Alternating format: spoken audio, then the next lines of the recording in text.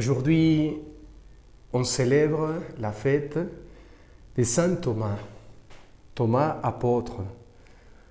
L'histoire de Saint Thomas, moi j'aime beaucoup. Et je suis convaincu qu'une grande partie du charisme de nous, les carmes, des choses, se rassemble beaucoup à son désir. On veut aussi toucher Dieu.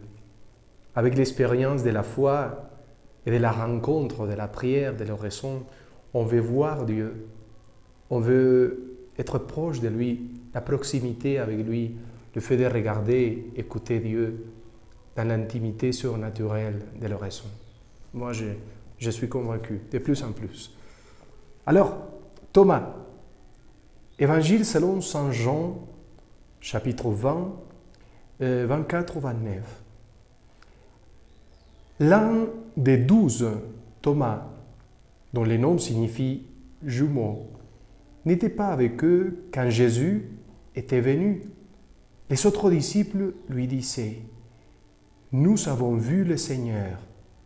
Mais il leur déclara « Si je ne vois pas dans ses mains les marques des clous, si je ne mets pas mon doigt à l'endroit des clous, si je ne mets pas la main dans son côté, non, je ne crois pas. » 8 jours plus tard, les disciples se trouvaient de nouveau dans la maison et Thomas était avec eux. Jésus vient alors que les portes étaient fermées et il était là au milieu d'eux. Il dit « La paix soit avec vous ». Puis il dit à Thomas « Avance ton doigt ici et vois mes mains.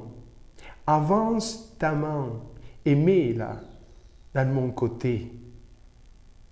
Cesse d'être incrédule, sois croyant. » Thomas lui dit alors « Mon Seigneur et mon Dieu. » Jésus lui dit « Parce que tu m'as vu, tu crois, heureux ceux qui croient sans avoir vu. » Acclamons la parole de Dieu. Louange à toi, Seigneur Jésus.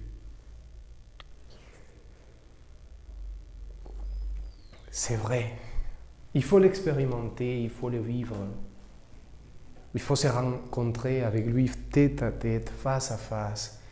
Il faut lui dire « Mon ami, mon Seigneur, Jésus est mon ami. » J'expérimente que plus ça va, plus on a soif de rencontrer le Christ.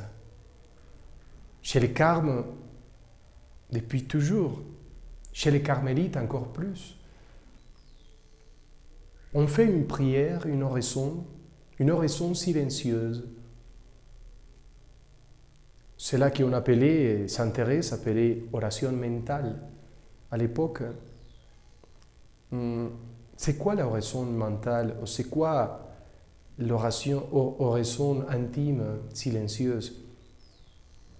C'est simple, on fait un appel, une oraison à l'Esprit Saint, et là on reste en silence.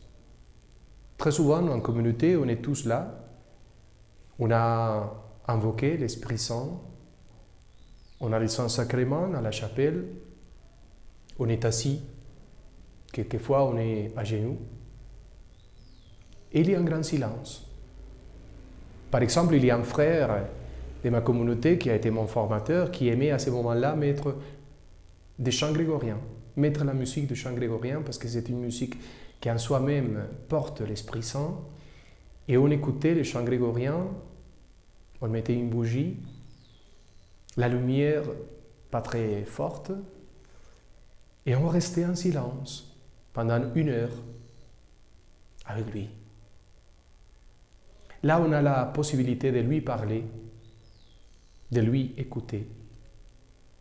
On a la possibilité, quelquefois, si on on a la tête qui bouge, la pensée qui bouge beaucoup. Donc on prend un livre, un texte de l'Évangile, un psaume, un poème de Thérèse de l'Enfant Jésus ou de Sainte Thérèse, un texte biblique, et on commence à lire doucement, doucement.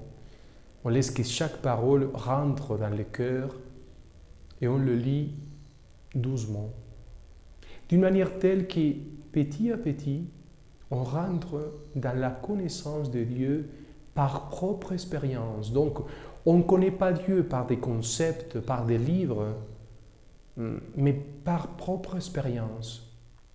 Et on fait en face à face.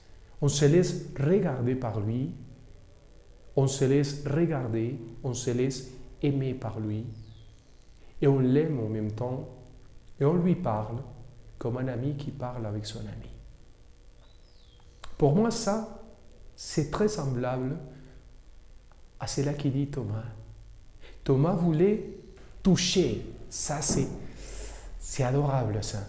Il voulait toucher les mains, il voulait toucher les côtés, les côtes.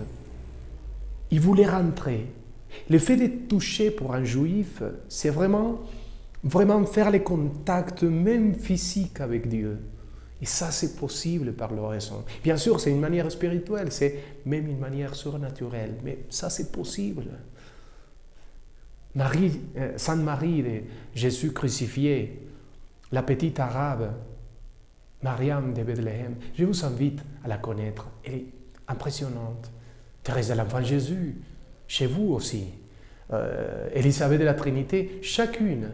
Thérèse d'Avila, bien sûr, notre fondatrice, la réformatrice de Carmel, Jean de la Croix. C'est possible, je vous assure, de faire une rencontre avec le Christ tellement puissant, que soit même physique, ou spirituel même, dans lequel on l'expérimente, il est là. Fais l'expérience. Et dis avec Thomas, Seigneur mio et Dios mio, mon Seigneur, mon Dieu. C'est le premier qui dit Jésus est Dieu. C'est impressionnant ça. C'est la première fois qu'on écoute là, dans l'Évangile, dans les apôtres, mon Dieu. Il appelle mon Dieu Jésus. Première fois. C'est beau. Par l'effet de quoi? De toucher. Et Dieu se laisse toucher. Jésus se laisse toucher. C'est extraordinaire. Allons-y, touchons Dieu. Par l'oraison, par la rencontre, par les dialogues avec quelqu'un qui m'aime tellement, que je sais qu'il m'aime, tu sais qu'il t'aime. Allons-y. Au nom du Père et du Fils et du Saint-Esprit. Amen.